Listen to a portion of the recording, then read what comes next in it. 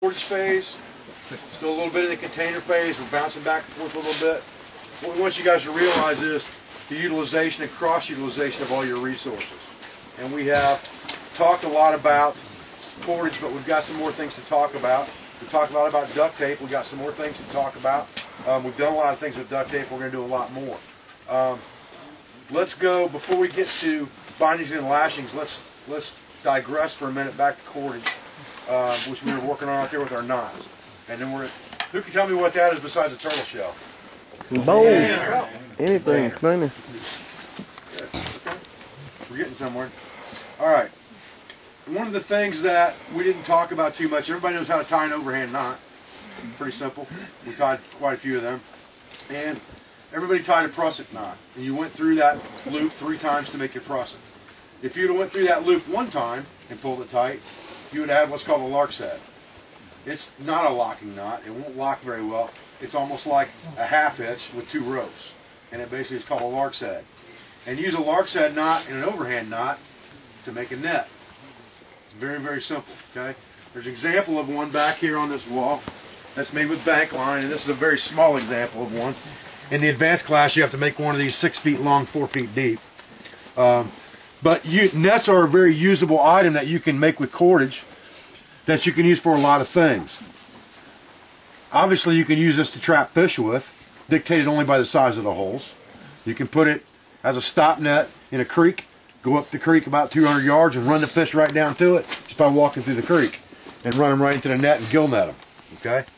So that's one use for a net.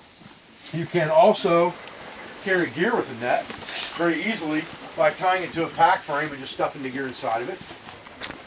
You can take nets like this one right here as a net that is basically made exactly the same way, except the net was tied onto a steel ring and it has 2 runner lines that go through it. And what that makes is it makes a net that closes on itself. Alright? And that net, this style net, can be used for a lot of things as well. If you make this out of bank line and you make it small, or as far as the diameter of the cordage goes, it makes a really good trap. Okay? You just trigger this, and when it closes up, it closes on the animal. Live food never spoils. Okay? That's one of the things that we teach in the Pathfinder school in our advanced classes.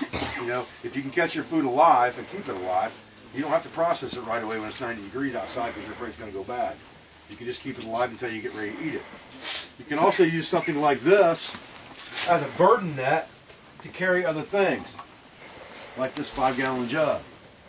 If I wanted to, I could wrap this net up around this 5-gallon jug pretty easy. Come through this side like this, tie this thing off, and if I had this thing longer, I could actually shoulder this thing to carry this 5-gallon jug. If I had it even longer, I could carry it over my back, very simply, okay? So I could carry firewood, I could carry gear, I can carry a water jug, anything like that can be carried if you've got a good net.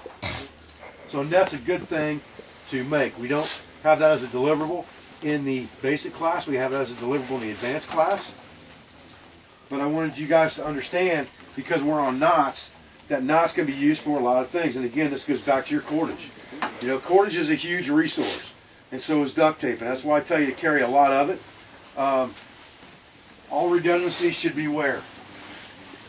Within the first 5 C's. Okay? If you've got a bunch of redundancies, they should be within the first 5 or in the 10 C's of survivability. That's where they should lie, because that's your most useful item. Before we move on to bindings and lashings, we're going to go back to containers for a minute, because we're going to use duct tape to make a container. Okay? This is a canteen that holds over 32 ounces of water that's made out of duct tape. Duct tape fixes everything. Okay? It has a stopper made out of wood. It has a shoulder strap to carry water. So if I didn't have a container, I could make a container. That's where the knife sheath deal. If I lost my water bottle or whatever the case may be, I could make a container. If this was open on the top, I could actually stone boil in this to boil my water. We don't do that in this class. We do that in the primitives class. We do stone boiling, but you can stone boil in this container. So your next deliverable is going to be to make a duct tape container that will hold 32 ounces of water and will only leak 1 drop every 3 seconds. Because these things do leak sometimes. So you got to get them sealed up just exactly right. Okay? Here's the problem. This deliverable is not a deliverable I'm going to give you the next 2 hours to do. You have to do this on your own time. So while you're sitting around at camp tonight, in the morning, whatever the case may be, before you get a certificate and a patch, you owe your instructor a container made out of duct tape that will hold 32 ounces of water, has a stopper, has a carrying strap, and will leak less than 1 drop every 3 seconds when you fill it with water. Everybody understand that? There's a lot of different ways to do it, but this is one of those things like yesterday where I want to see your initiative. This one's real fancy. It's got a bottom and a top. It could have been a simple envelope. I couldn't find the one that I've been using for an example because we moved a bunch of stuff, but I had one that was just a simple envelope that was about that wide and about that tall with a stopper in the top. Same thing. It'll work just fine. So I want you guys to be, this will give you time to think about it while you're doing other things today. You can think about how you're going to make this container. Aside from the stopper, can we use any other materials? You can only use duct tape to make the container. Okay? No, you can't wrap it around an MRE bag and say thank you. That's nice try. That's what I would do if I was doing this. But anyway, so you have to make it completely out of duct tape. You can use any kind of cordage or strap you want, any kind of thing you want to use for the stopper. I don't care. Wood works just as good as anything else. But the canteen or container itself has to be made solely from duct tape. Okay? One of the things that we want to teach you guys while we're out here is we want to teach you some bindings and lashings, but you can use duct tape for bindings and lashings as well. And Brian Manning's going to come up here and talk to you a little bit about snowshoes because we're in a winter camp. We actually have a couple examples he made up here for us of smaller ones that we're going to pass around. But Jeremy, Janie, and I went up to Michigan and taught the Department of Natural Resources Law Enforcement Unit winter survival last year in February. And we taught them how to make snowshoes completely from duct tape and wood. And they had to actually wear them. And they did a really good job. So duct tape is strong enough to make snowshoes out of, as the bindings, as well as the lashings to hold it together and bind them to your feet. And what Brian's going to talk to you guys about is how to go about making snowshoes and the construction of them. So where you at, Brian? Right here. It's all you, buddy. Come on in. Very simple. Very simple way to bind it. There's 3 corners of gear stands.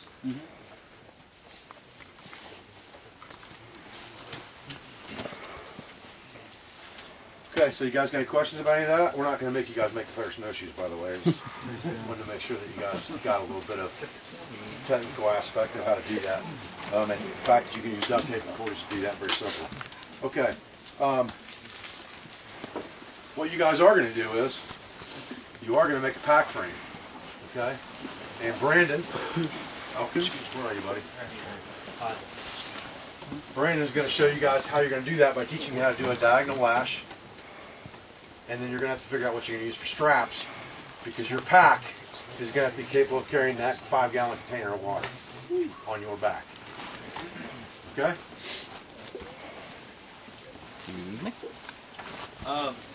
I'll try to, kind of like we did with the knots, I'll try to kind of go over this slowly, because how many people have ever lashed before? And when I say lashed, like actually done it right? About one. Okay. It's not hard. A lot of people get worked up over knots, just like we were talking about earlier. It's just a matter of repeating the same process over and over and over, and knowing what to do. The frame that we're going to make. You want to erase that, man? Mm-hmm. Does it got any juice on it? No juice. You got to spray the Irish juice on there. Great. Very nice. You make fun of me. Look how awesome that is. You make fun of me all the time. Look how awesome I am. What do you think about that? Jeez. Okay, Beaver fever. I have done it already. All right, you got to sleep tonight. This pack is called the Roy Craft frame.